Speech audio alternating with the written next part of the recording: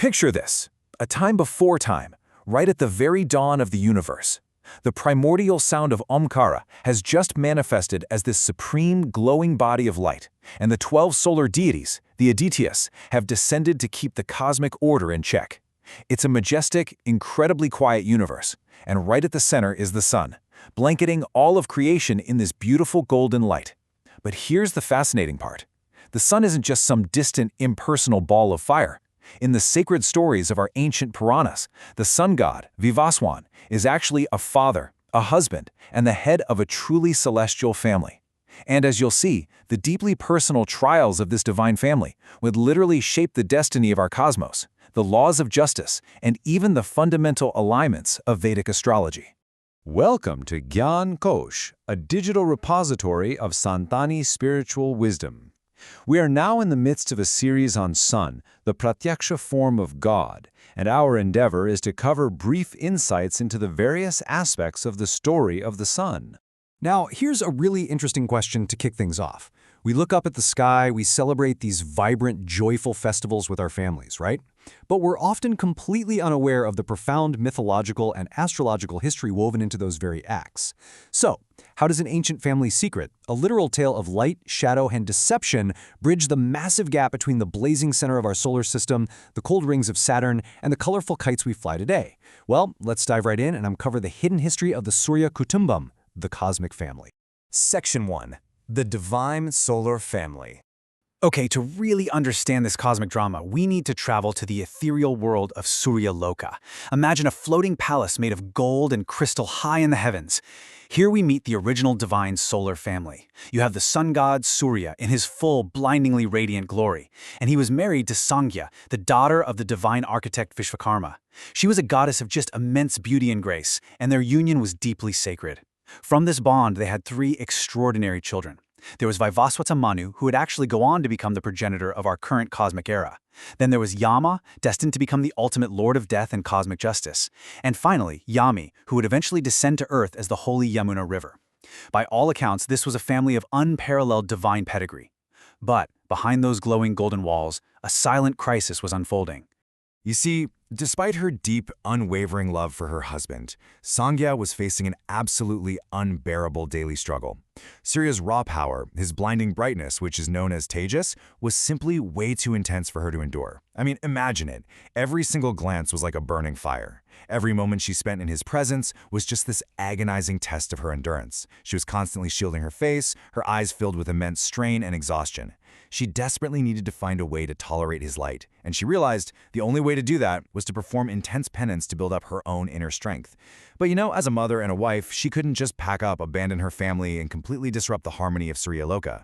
So driven by pure desperation, she came up with a daring plan, and it relied on some incredible mysticism. Tapping into her formidable powers, Sangya drew upon her own physical form and literally manifested a shadow clone. She named this clone Chaya. Physically, Chaya was identical to Sangya in absolutely every single way. And she gave Chaya a very strict mission: stay behind, act to Surya's wife, and care for the children as if they were her very own. With this perfect decoy in place, Sangya quietly slipped away into the mortal realm. She transformed herself into a mare and retreated deep into the sacred forests of Kamarupa to begin her grueling penance. But right before leaving, Sangya gave her shadow one final chilling command. She whispered, "Stay here, Chaya. Never reveal your true identity unless you are severely disrespected. Let no one know I have gone." It was a brilliant plan, honestly, but built entirely on a foundation of deception. And as we all know, shadows, by their very nature, have a way of shifting when the light hits them differently. Section 2. The Shadow Clone's Secret. So, years passed in that floating golden palace, and the secret remained completely locked in the shadows. Surya lived happily with Chaya, totally unaware of the switch. He honestly believed he was still looking at Sangya. Together, Surya and Chaya had 3 children of their own: Shani, Tapati, and Savarni Manu. But as time wore on, a very subtle, dark division started creeping into the household. Chaya was, at the end of the day, a shadow. She lacked the complete, unconditional depth of a true mother for Sangya's children, and because of that, she began to show clear, unfair partiality. She showered immense warmth and love on her own 3 kids, while slowly neglecting and sidelining Sangya's offspring. Now, the crucial thing to understand here is that this wasn't just some normal family bickering. This was a cosmic imbalance. On one side, you've got Chaya, operating out of pure self-preservation and bias. On the other side, you have young Yama. And remember, Yama was born with an innate, sacred sense of righteousness. He was literally the future lord of cosmic justice. So he's observing this growing injustice day in and day out. Finally, pushed to his absolute limit by Chaya's unfairness, young Yama confronted her. In a moment of sheer frustration, he raised his foot in a gesture of anger. He actually caught himself, he restrained his foot and didn't strike her, but the gesture was made. But Chaya's reaction? It was ruthless. Enraged by this perceived disrespect, she unleashed a devastating curse upon the young boy, screaming, "For raising your foot against your mother, that very leg shall fall to the ground severed and destroyed." The sheer malice of that curse echoed through the golden halls of Surya Loka. Terrified and weeping, Yama ran straight to his father Surya and explained everything, his frustration, his restrained anger, and this terrifying curse. Surya looked at his son and suddenly, a profound realization dawned on him. A mother's heart can absolutely experience anger, sure, but it can never, ever be completely merciless to her own child. The illusion was breaking. Turning his burning, penetrating gaze right onto Chaya, Surya demanded the absolute truth. And under the crushing weight of his divine interrogation, Chaya finally broke. She confessed that she was merely a shadow. Now, because a mother's curse can't be completely undone, Surya had to modify Yama's punishment. He decreed that worms would consume only a small portion of the flesh from Yama's foot, taking the curse down to earth where they became harmless earthworms. But the grand illusion of the Suryakutumbum, it was completely shattered. Section 3. Sun versus Saturn rivalry. The truth was finally out, but the fallout was astronomical. This revelation sent shockwaves through the entire family, but absolutely no one felt the pain more deeply than Shani, the eldest son of Chaya. Suddenly, Shani realized that his mother was merely a shadow, someone viewed as secondary and deceptive, and that he himself was now being looked at with suspicion and distance. A profound sense of hurt, rejection, and coldness hardened right there in Shani's heart. And this pain, it transformed into a deep, cosmic resentment toward his father, Surya. The golden light of the sun was met with the impenetrable dark of the shadow. And this dynamic brilliantly illustrates the foundation of one of the most powerful and enduring rivalries in Vedic astrology. The mythological fracture in this family perfectly mirrors their planetary traits. Surya, the sun, represents the soul, the ego, unquestioned authority, and blinding light. Shani, or Saturn, on the other hand, represents discipline, strict boundaries, delay, and the cold, unavoidable reality of karma. Where the sun seeks to illuminate, expand, and dominate, Saturn forces us to slow down, to endure, and to pay our karmic debts. They are father and son, yes, but they are also light and shadow, forever locked in a delicate, incredibly tense celestial balance. This tension wasn't just a family feud. It threatened the cosmos itself.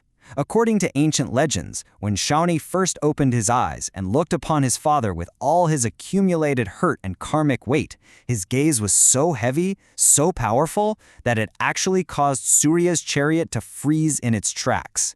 Surya's radiant skin temporarily darkened.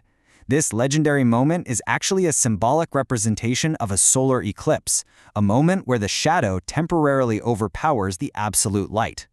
Section 4. The Makar Sankranti Pact. But here's the thing. A universe just cannot function in a state of perpetual conflict. The cosmic order demands balance. Realizing that the rift between them was causing instability in the universe, Shani actually took it upon himself to restore that balance. He undertook a long, intense period of penance in a dark, rocky terrain to purify his mind. Recognizing his son's devotion and his strict commitment to duty, Surya decided to make the first move toward reconciliation. He drove his golden chariot to visit Shani's home, which in astrological terms is the zodiac house of Makar, or Capricorn. When Surya arrived, he found Shani's home to be incredibly simple and dark. Shani didn't have any rich, golden treasures to offer his radiant father. So he gathered the only things he had, simple black sesame seeds, known as till, and some oil. And he welcomed and worshipped his father with absolute humility and a pure heart. Touched deeply by this humble, sincere offering, Surya's fiery heart finally melted. The father embraced the son, and that ancient, heavy grudge was healed. Surya then declared a divine pact. He promised that whenever he enters Shani's house during his transit into Capricorn, their relationship is renewed. And today, we celebrate this exact cosmic event as Makar Sankranti. Surya decreed that anyone who offers black sesame seeds in praise to both Surya and Shani on this day will have their planetary afflictions cleared. It's a beautiful time when family disputes can be resolved and our lives transition from the cold darkness of winter right into the warmth of the light. It's perfectly symbolized by families gathering and flying colorful kites into a bright blue sky. You know, the story of the Surya Kutumbam is so much more than just a myth. It teaches us some truly profound philosophical truths. It shows us that even the most brilliant, divine light in the universe has to learn to coexist with shadow. Through Sangya's agonizing trials, the creation of Chaya, the strict justice of Yama, and the patient endurance of Shani, this cosmic family perfectly mirrors our own human struggles. It's a powerful reminder of the importance of recognizing our limitations, respecting boundaries, and understanding the incredible healing power of acceptance and humility.